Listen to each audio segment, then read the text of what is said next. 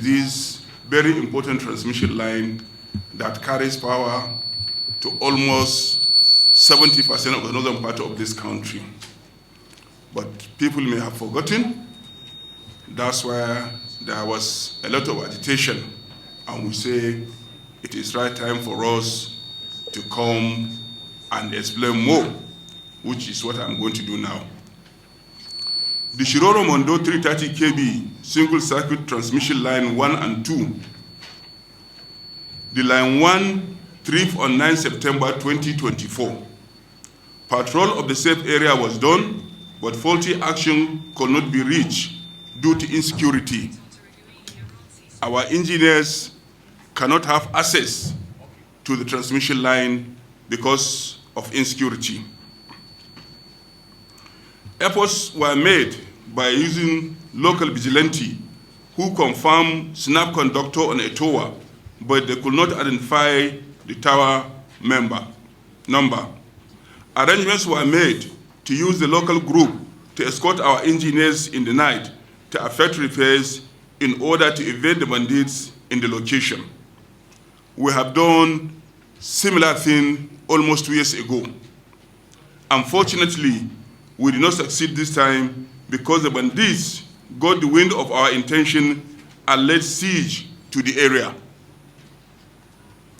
Minimum supply was maintained to the northwest corridor through the second circuit until 13th October 2024, when the second line also tripped and failed to stay on trial reclosure. Local vigilantes were again engaged to comb the area, but could only assess part of the safe area.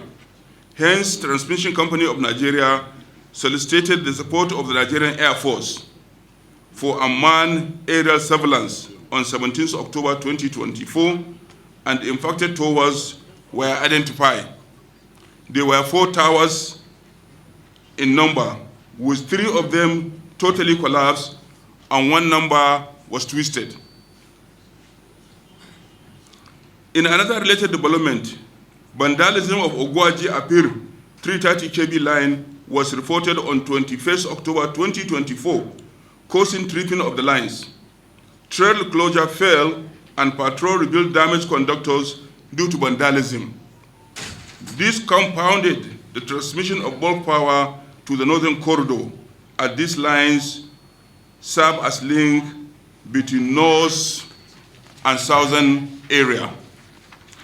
This outage severely affected the wheeling capacity of the Transmission Company of Nigeria. The area affected has been secured with the help of the Nigerian Army, and concerted efforts is going on one of the lines' restoration. Restoration of one of the lines will allow TCN to wheel about 400 megawatts of power in that corridor.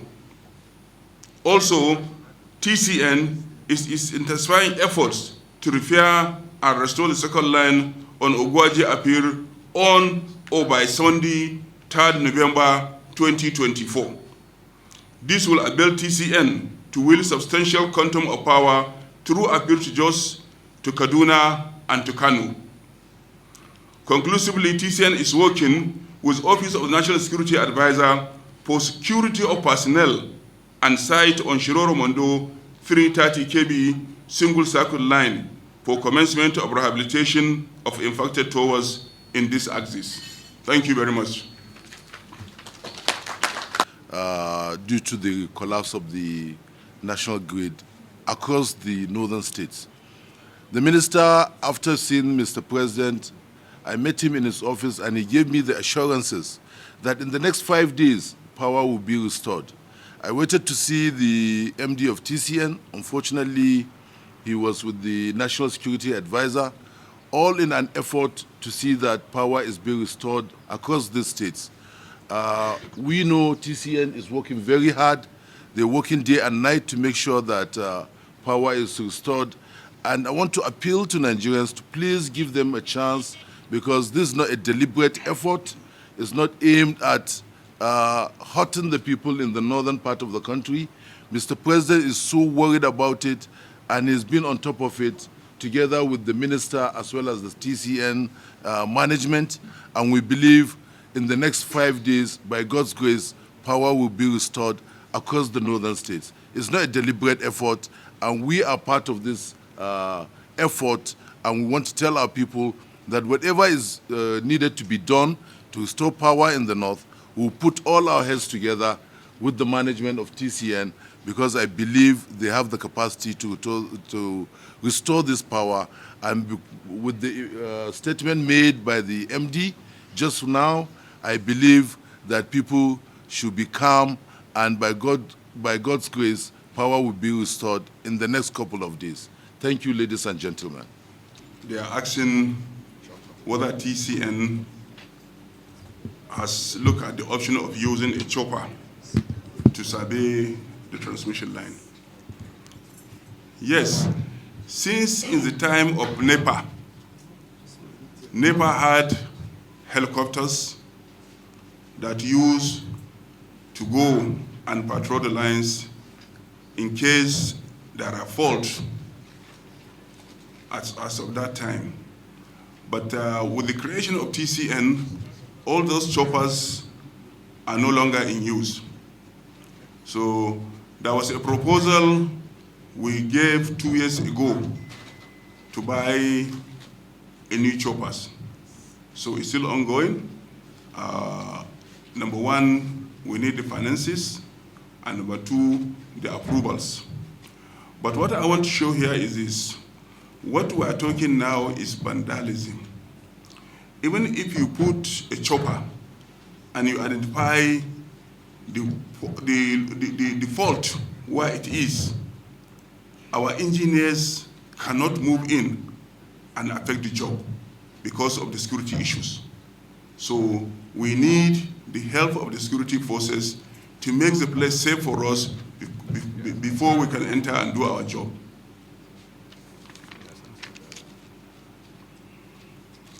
Now, second question.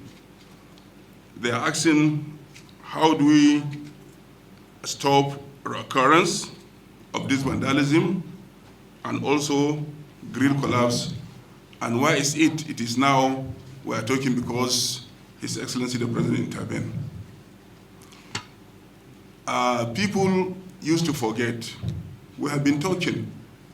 We have been doing press release. It's not only today. It's only today we call for a press conference, but we have been doing press release to explain to Nigerians what is going on and the efforts we are making. For the vandalism, we have been cooperating with owners of the land. That means the local people. We have also been cooperating with the security agencies, with civil defense, with the Nigerian police, and with the army to make sure that they patrol our transmission line. We also used to engage locals, even provide them with transportation and phone, so that if they see anything happen in our transmission line, they will quickly call us. So we are working on that. On the grid collapse, many of us have gone to various stations to explain. This grid collapse, when they happen, it's not that TCN is responsible for all the grid collapse. TCN is the one managing the transmission network, but grid collapse can come from many different reasons. As we have explained earlier, the generators, which are the generation companies, if they have problem and suddenly one or two of their machines is shut down, the frequency will go down and the system can have disturbances. So it's not just any time there is a grid disturbances, they say it is TCN. Also on the part of the distribution companies, if they are not picking load, that also could lead to grid disturbances.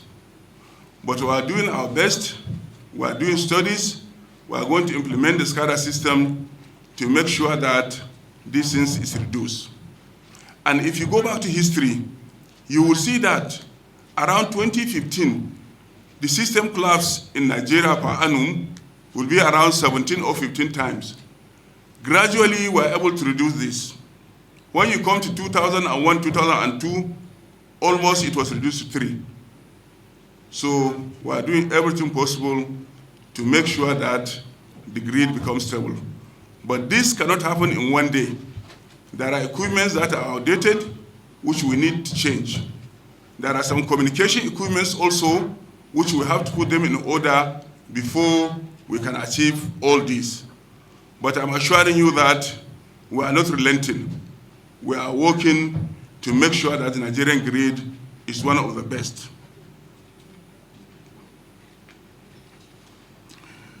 Question number 3, I've almost answered it in question number 2. That's what effort are we doing to avert the happening of vandalism and the relation with the communities. I've also explained this. The next question is they were asking me about the upper line. What is the level of restoration?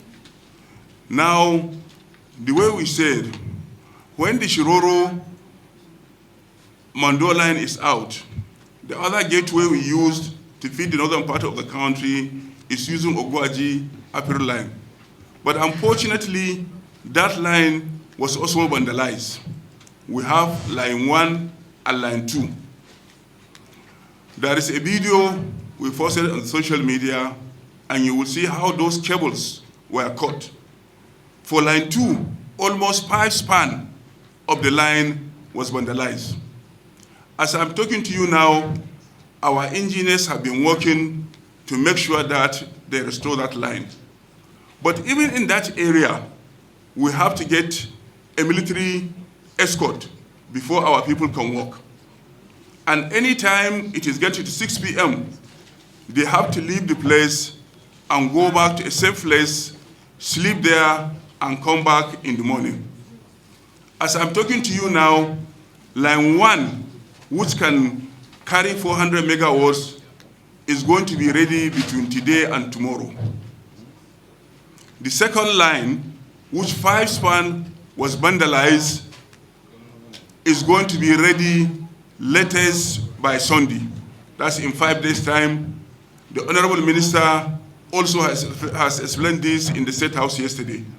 So once we get these 2 lines, we'll be able to send at least 500 to 600 megawatts to the northern region. This is where we are now. The next question is about the ISO platform. Now, with your permission, I would like to call one of my staff to explain about this.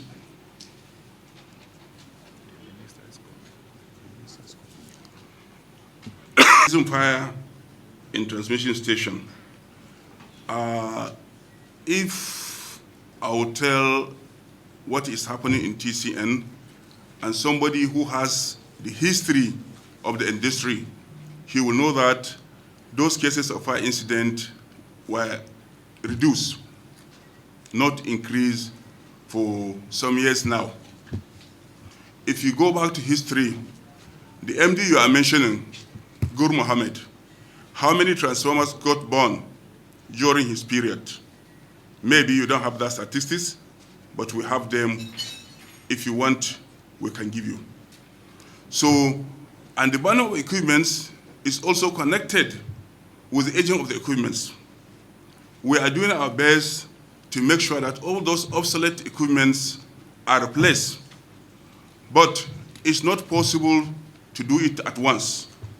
We need time and we need the money. And as I'm talking to you, we did a lot. We're expanding the grid, we're building new substations, we're building new transmission line, we are conducting the transmission lines, we are upgrading the transformers. Go and see how many 300 MVA we have in the system. Initially, what we have in Nigeria, the highest transformer we have is 150 MVA. But now, we have 300 in so many stations.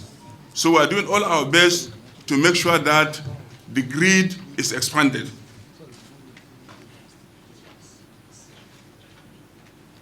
What we have done to replace these equipments, we are doing it And just the way I said, it cannot happen in one day.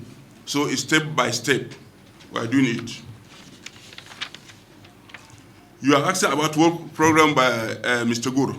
I don't want to share issues with Mr. Guru, but people on TCN knows that the start of problem in TCN is Guru, because you brought somebody who doesn't have the knowledge of the industry, and he came and did things upside down. So we were trying to correct what he did wrong. There is no program which he wanted to do, and we stop it.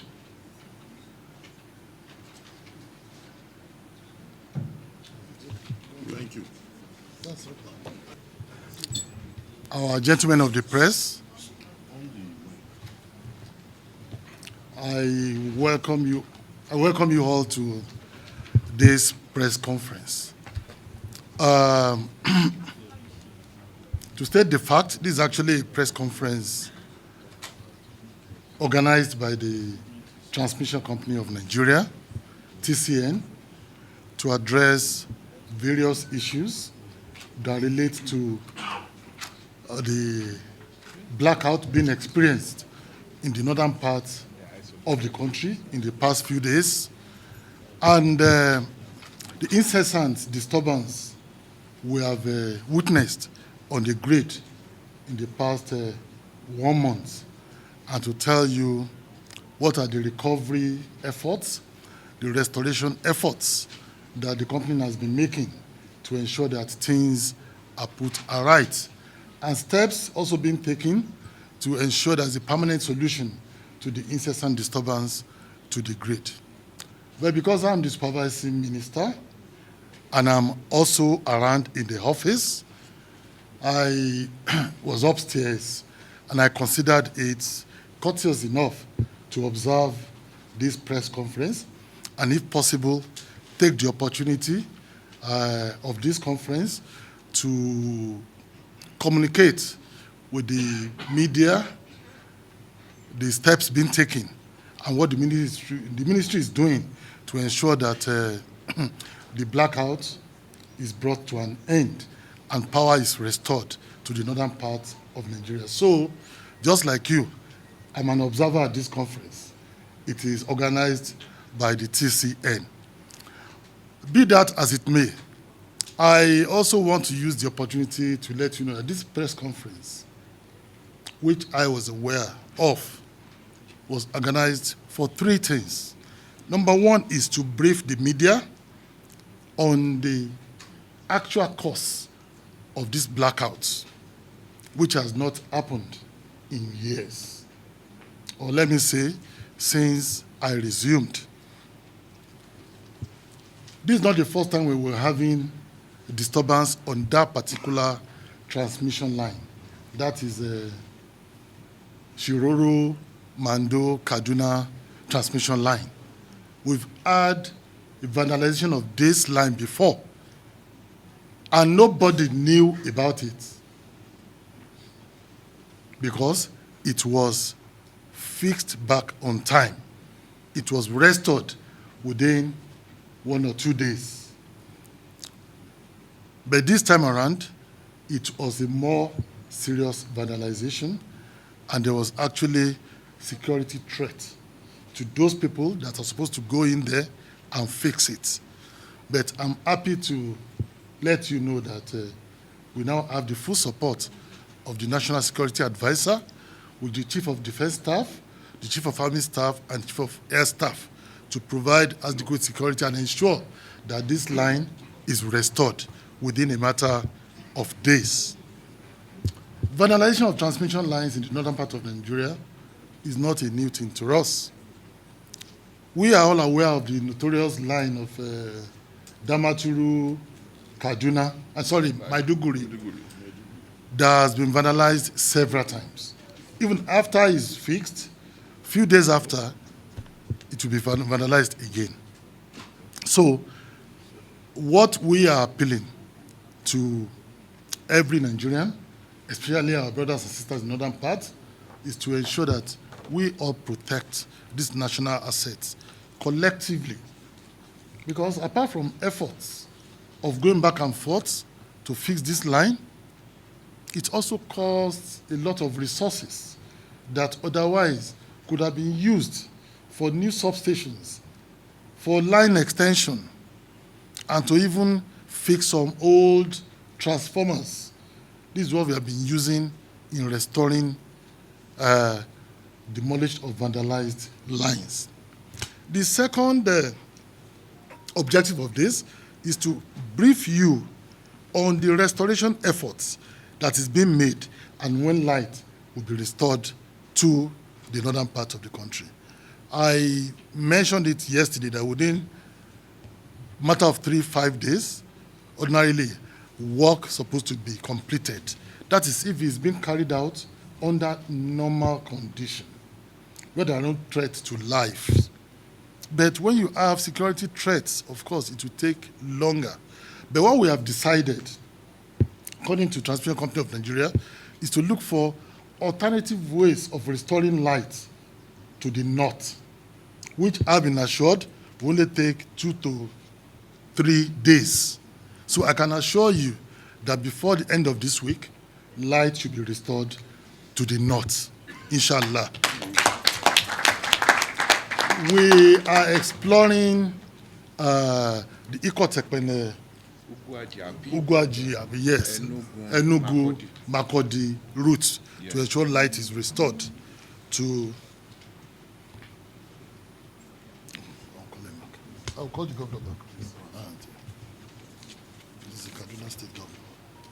So, using that or exploring that alternative route, we are happy that in a matter of days, light will be restored to the north, while we still continue to work on the vandalized line of Shiroro, Mando, Kaduna line, which may take between 10 and 14 days, because it actually affected a number of towers, not just lines.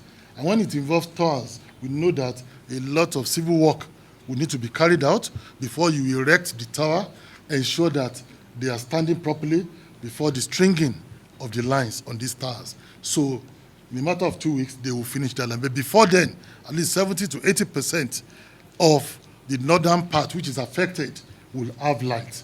That is the assurance I've been given by the MD of TCN and the Executive Director, Transmission Service Provider. So the number 3 point is also to talk about the long-term solution to the incessant disturbances we have been experiencing on the national grid. Before the grid disturbance of early October, for close to 4 months, there was no such disturbance. Not that there was no disturbance at all. There will be minor disturbances, but the response time has been so impressive from the part of TCN that ensured that the consumers were not aware of these regular minor disturbances. It is only when the disturbance is major and it's going to take a few hours or a whole day to restore it, that is when the consumers of power get to know about this disturbance.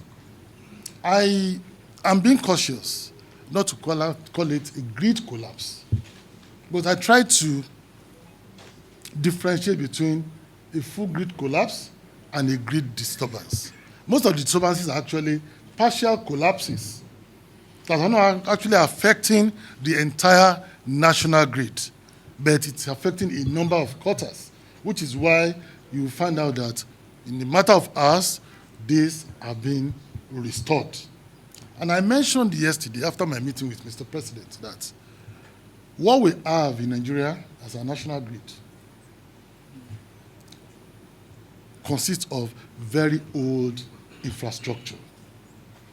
This is a national grid of over 50 years old, with components that are weak, obsolete, dilapidated, which includes the lines, the substations, which has old transformers, and even towers too that have been erected 50, 60 years ago. A number of them are falling due to the effect of weather and climate changes. So, which means that it needs continuous maintenance. And the maintenance have been abandoned for a long time. When we talk about maintenance, it also requires a lot of money to ensure adequate and regular maintenance. So what we have now, we will continue to manage it and prevent frequent disturbances until we are able to overhaul this infrastructure 100%. And I liken this to you having a rickety car. Today you fix the engine, tomorrow you fix the brake, the day after you fix the transmission line and transmission system in the car. It is not unlikely you'll be experiencing occasional itches, occasional breakdown. But what matters most is your rate of response to fix this breakdown and restore it to normalcy. And we are not quiet about revamping the entire grid structure. We are all aware of various programs of government that is ensuring that all these old infrastructures are replaced. We are aware of the Presidential Power Initiative, the PPI, popularly known as the Siemens project, which is currently on. We are just done with the, what do you call it?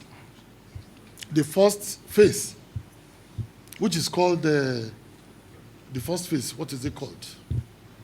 Just remind me. The pilot phase, sorry. We just finished the pilot phase, which involved importation of 10 power transformers and 10 power mobile substations. So the improvement we have witnessed, the modest improvement we have witnessed in power stability today is not accidental. One of the reasons is because we have changed or replaced a number of the old power transformers. We have installed new ones, and we have also installed and commissioned all the mobile substations where they are needed. That is what contributed to the stability we have witnessed. And now we are going to the full phase 1 of the Siemens project, after which we believe that the grid performance will be better than what we are experiencing today. That's number one. Number two is TCN also has their own transmission expansion plan, which is being supported by the World Bank and the Africa Development Bank. The data is here. We can roll them out for you to know the number of substations that have been revamped. That's the brownfield substations, the existing ones that have been renovated and revitalized. And we have a number of new ones, which are the greenfield substations that are being built. So until we complete this process of complete overhauling of the national grid, it is almost inevitable there will be occasional disturbances to the grid. But I'm assuring you, as the Federal Minister of Power, with the support of the management of Transmission Company of Nigeria, that we're going to work and improve on our response rate to these disturbances so that the end consumers will not feel the impact of the disturbances. That's number one. The number 2 point is, beyond the grid revitalization projects, we are also working on establishing what is called a super grid. There is a memo with Mr. President now, who is giving us full support about the establishment of the Western and Eastern super grid. Given the weakness, the dilapidation, the obsolescence, of the existing grid. We believe that we need a backup grid that will serve as a failover option to the existing grid. If anything happens to the existing grid, there will be a backup option. There will be a failover option, which is an alternative route of transmitting power. And this is likened to you having an expressway, just a single line leading to a particular destination. If there is a breakdown or a disturbance on that single lane, it's a problem if there are no alternatives. But once you have an alternative, you just redirect your route and you get to your destination as planned. If we have this super grid, which is what exists in advanced countries, to reduce the absolute reliance on the single national grid. And this is receiving support of Mr. President. When we have his anticipated approval, we'll go to the Federal Executive Council and get the approval, and we'll start this. And we've got investors and financiers for this project. And that will bring a final end to grid disturbances or grid collapse. This will ensure that we also create alternative loops. It won't be just a single route to transmit power to a particular location. There will be alternative routes once you have the super grid. But the main thing is that, number one, it costs money. It costs millions of dollars. We all know what it costs to even buy a single 60 MV transformer today. We know what it costs to install even 1 kilometer of a 132 kV line or 330 kV line, which are high tension lines. So this involves money. Number two is it also takes time. They cannot be done overnight.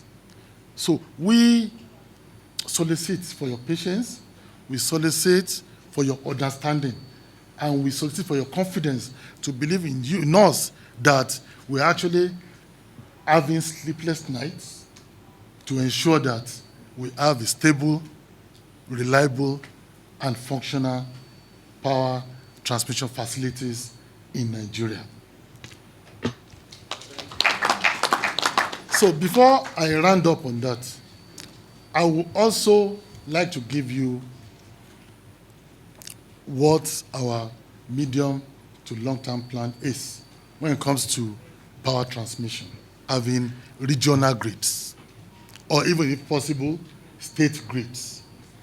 When there's a problem with a particular location, not automatically affecting other locations. So, and once we have loops, we are actually gravitating towards having regional grids.